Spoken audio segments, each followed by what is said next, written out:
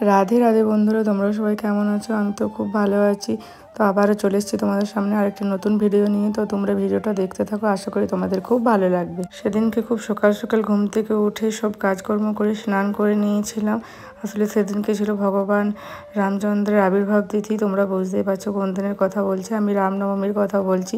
আসলে দেখতে পাচ্ছ আমি কতটা বিজি, কবে রামনবমী পেরিয়েছে এখন আমি ভিডিও দিতে পারিনি।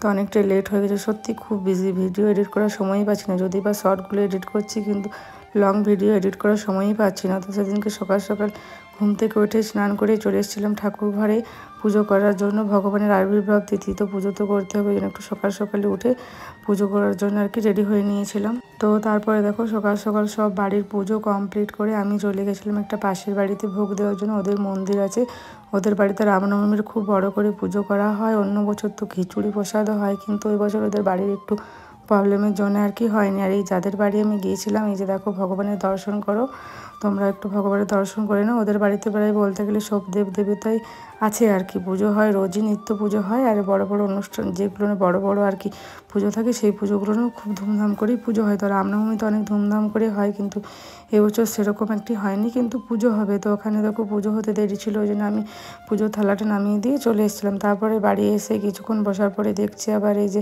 হনুমান মন্দির আছে পাশে, ওখান থেকে এই যে দেখো এখন সবাই যাচ্ছে আর কি, মেয়েরা ঘট নিয়ে জল আনতে গোটা গ্রাম ঘুরবে, তারপরে আবার মন্দিরে আসবে। আমাদের শ্বশুরবাড়ি গ্রামে 3 জায়গায় হনুমান মন্দির আছে মনে হয়। তো হনুমান মন্দিরে এইটা হচ্ছে আমাদের পাড়ায়, আরেকটা অন্য পাড়ার দিকে আছে, মানে দুটো আমাদের পাড়ায় আরেকটা অন্য পাড়ার দিকে আছে। তো একটা পাড়ার থেকে এখন এই যে যাচ্ছে সবাই দেখতে পাচ্ছ আর কি। এখানে পুজোটা বেশি একটু ধুমধাম করে করা হয় আর কি। তো তারপরে কিছুক্ষণ আমরা দাঁড়িয়ে দাঁড়িয়ে দেখলাম, এরা তো পুরো গ্রাম ঘুরবে, তারপরে আসবে, এদের আস্তে আস্তে প্রায় ওই 12টার মতো বেজে যাবে।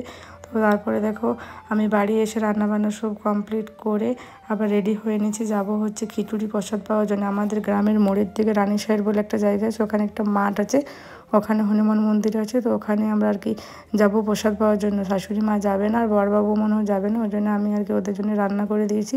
আর আমি এখন চলে এসেছি কাকিমার সাথে। আমি এলাম কাকুর ছেলের সাথে বাইকে, ও ডিউটি যাচ্ছিলো। আর ওই যে বাচ্চা মেয়েটার পাশে দাঁড়িয়ে আছে, ও এসেছিলো আমার সাথে, আর ও হেঁটে আসছিলো ওর মার সাথে। তো আমি বললাম চল আমার সাথে গাড়িতে, রোদে হেঁটে হেঁটে যাবি, তাই ওকে নিয়ে এলাম সঙ্গে করে। তো দেখো আমি চলে এসেছি, তো এসে পরে আমি এখানে দাঁড়িয়ে আছি। তো দাঁড়িয়ে আছি অনেকক্ষণ ধরে, তার কারণ আমি প্রায় 15 মিনিটের মতো দাঁড়িয়েছিলাম। তো চলো তোমাদের কারণটা বলি, হচ্ছে আমার পিসির মেয়ে আসবে এখানে, ওর বাড়ি। আসলে আমার পিসির মেয়ের আমার কাছাকাছি বিয়ে হয়েছে, দুজনে মানে দেখা হয় সপ্তাহে 2 দিন 1 দিন হলেও দেখা আর কি হয়। আর ছোটোবেলা থেকে ওর সাথে আমার প্রচণ্ড মিল, ওই জন্য আমাদের কাছাকাছি বিয়েও হয়েছে। তারপরে দেখো ও আসলো, তারপরে আমরা এলাম। তখন আমি যখন এলাম তখন পুরো জায়গাটা ফাঁকা ছিল, তখন আর কি সবাই বসার জন্য রেডি হচ্ছিলো, কিন্তু ও আসেনি বলে আমি বসতে পারছিলাম না। তো এই যে এখন প্রথমবার বসেছে, এদের হলে তারপরে আমরা আর কি বসবো। তো আমরা অন্য বছর আসি না, কারণ আমাদের ওই যে পাড়াতে যেখানে আমি দিতে গেছিলাম আর কি পুজো, তো সেখানে আর কি খিচুড়ি প্রসাদ দেয়, ওখানে আমরা খাই। কিন্তু এই বছর এখানেও আমি আসতাম না, তো ওই যে প্রসাদ দিচ্ছে, তারপরে ভাবলাম যে বুনু এত করে বললো যে আমি আসবো, তুই তাহলে আয়, তো ওই জন্য এলাম। নাহলে শাশুড়ি মা আরে কেউ আমাদের বাড়ি থেকে সেরকম কেউ আসেনি। আর আমার কিন্তু সত্যি কথা বলতে যেখানে খিচুড়ি প্রসাদ হয় আমার খুব পছন্দ, আর আমার খুব ভালো লাগে যেতে। তো আমার শ্বশুরবাড়িতে এরকম অত কেউ যেতে চায় না, কিন্তু আমি যখনই কারো কাকিমা শাশুড়ি যাই, তো ওদের সাথে আমি চলে যাই। আমার শাশুড়ি মা খুব একটা যেতে পছন্দ করে না, যাই না আর কি কোথাও। তারপরে দেখো আমাদের খাওয়া দাওয়া হয়ে গেছে। আর এই যে একটা গল্লি বাচ্চা দেখছো, ওই বাচ্চাটা হচ্ছে আমার একটা ভাসুরের ছেলে। তো ওরা আর কি খেতে বসেছে গরমে, তো গরমে বাচ্চাটা বসে থাকতে পারছিল না, তাহলে আমাদের তো খাওয়া হয়ে গেছে। তো আমরা একটু এখানটায় রোদ ছিল, তো ছাতা নিয়ে দাঁড়িয়েছিলাম। আর বেবিটা দেখো আমার কোলে খুব সুন্দর ছিল, কান্না করছিল না, কিন্তু খুব ভালোভাবেই ছিল। অন্য কারোর কোলে যেতে চাইছিল না, ওর মা বলছিল যে সবার কোলে যেতে চায় না, তাও কি ভাগে আমার কোলে আছে। আর এই যে দেখো আইসক্রিম খাচ্ছে, এটা হচ্ছে আমার বুনঝি, ওই বুনুর মেয়ে। তো আমার বুনু বলতে ওই যে আমরা একটা বছরের মধ্যে, বুনুর আগেই অনেক আগেই বিয়ে হয়ে গেছে। ও যখন এইচএস দিয়েছে তারপরে ওর বিয়ে দিয়ে দিয়েছে, আর আমি গ্র্যাজুয়েশন কমপ্লিট করেছি, তারপরে লকডাউন হয়েছে, তারপরে আমার বিয়ে হয়েছে। তো তারপরে দেখো বুনু আমি দুজনে আমাদের খাওয়া হয়ে গেলো। তারপরে এই কাছে আমার বরের দোকান, ওখানে দেখা করে এলো। আর আমার বুনু ওর জামাইবাবুকে একটুক্ষণ বসলাম, জল টল খেলাম, তারপরে আবার এখানে মন্দিরে এলাম। আমরা আসলে কী বলো তো, খিচুড়িটা হচ্ছিলো ওই দিকে করে, আর এই দিকে মন্দিরটা ছিল, পুজো হচ্ছিলো। তো আমরা ভাবলাম যে আগে প্রসাদটা নিয়ে নিই, ওইখান থেকেই প্রণাম করেছিলাম। তারপরে আবার ফিরে মন্দিরের কাছে এলাম প্রণাম করার জন্য, এখানে যজ্ঞও হচ্ছিলো। আর দেখো মন্দিরে এসে এখন আমরা এই যে হনুমানজিকে দর্শন করে নিলাম, তারপরে প্রণাম করে নিলাম।